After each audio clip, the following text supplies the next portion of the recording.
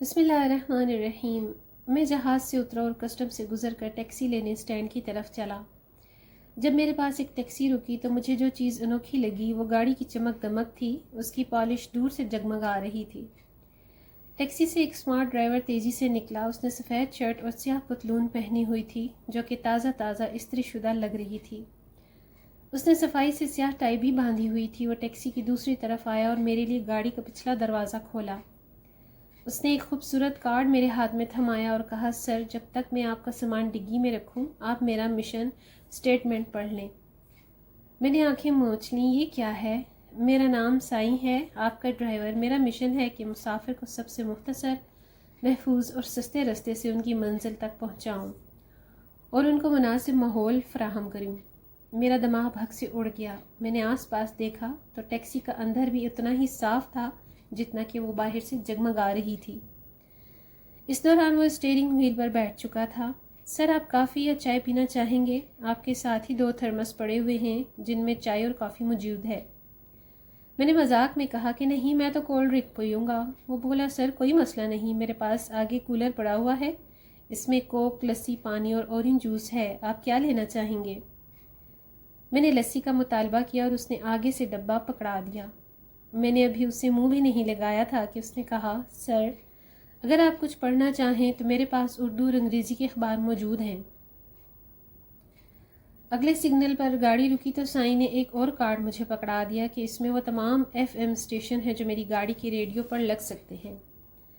اس کے علاوہ ان میں وہ تمام البم بھی ہیں جن کی CD میرے پاس ہے۔ اور جیسے یہ سب کچھ کافی نہیں تھا، اس نے کہا کہ سر، میں نے ایئر کنڈیشنر لگا دیا ہے، آپ بتائیے گا ٹیمپریچر زیادہ یا کم ہو تو آپ کی مرضی کے مطابق کر دوں۔ اس کے ساتھ ہی اس نے رستے کے بارے میں بتا دیا کہ اس وقت کس رستے پر سے وہ گزرنے کا ارادہ رکھتا ہے، کہ اس وقت وہاں رش نہیں ہوتا۔ پھر بڑی پتے کی بات پوچھی، سر، اگر آپ چاہیں تو رستے سے گزرتے ہوئے میں آپ کو اس علاقے کے بارے میں بھی بتا سکتا ہوں، اور اگر آپ چاہیں تو آپ اپنی سوچوں میں گم رہ سکتے ہیں۔ وہ شیشے میں دیکھ کر مسکرایا۔ میں نے پوچھا، سائیں، کیا تم ہمیشہ سے ایسے ہی ٹیکسی چلاتے رہے ہو؟ اس کے چہرے پر پھر سے مسکراہٹ آئی۔ نہیں سر، یہ کچھ 2 سال سے میں نے ایسا شروع کیا ہے۔ اس سے 5 سال قبل میں بھی اسی طرح کرتا تھا جیسے کہ دوسرے ٹیکسی والے کرتے تھے۔ میں بھی اپنا سارا وقت شکایتیں کرتے گزارا کرتا تھا۔ پھر میں نے ایک دن کسی سے سنا کہ سوچ کی کیا طاقت ہوتی ہے۔ یہ سوچ کی طاقت ہوتی ہے کہ آپ بطخ بننا پسند کریں گے کہ عقاب۔ اگر آپ گھر سے مسائل کی توقع کر کے نکلیں گے تو آپ کا سارا دن برا ہی گزرے گا۔ بطخ کی طرح ہر وقت کی ٹیں ٹیں سے کوئی فائدہ نہیں۔ عقاب کی طرح بلندی پر اڑو تو سارے جہاں سے مختلف لگو گے۔ یہ بات میرے دماغ کو تیر کی طرح لگی اور اس نے میری زندگی بدل دی۔ میں نے سوچا، یہ تو میری زندگی ہے۔ میں ہر وقت شکایتوں کا انبار لیے ہوتا تھا اور بطخ کی طرح سے ٹیں ٹیں کرتا رہتا تھا۔ بس میں نے عقاب بننے کا فیصلہ کیا۔ میں نے ارد گرد دیکھا تو تمام ٹیکسیاں گندی دیکھیں۔ ان کے ڈرائیور گندے کپڑوں میں ملبوس ہوتے تھے، ہر وقت شکایتیں کرتے رہتے تھے اور مسافروں کے ساتھ جھگڑتے رہتے تھے۔ ان کے مسافر بھی ان سے بیزار ہوتے تھے، کوئی بھی خوش نہیں ہوتا تھا۔ بس میں نے خود کو بدلنے کا فیصلہ کیا۔ پہلے میں نے چند تبدیلیاں کیں، گاڑی صاف رکھنی شروع کی اور اپنے لباس پر توجہ دی۔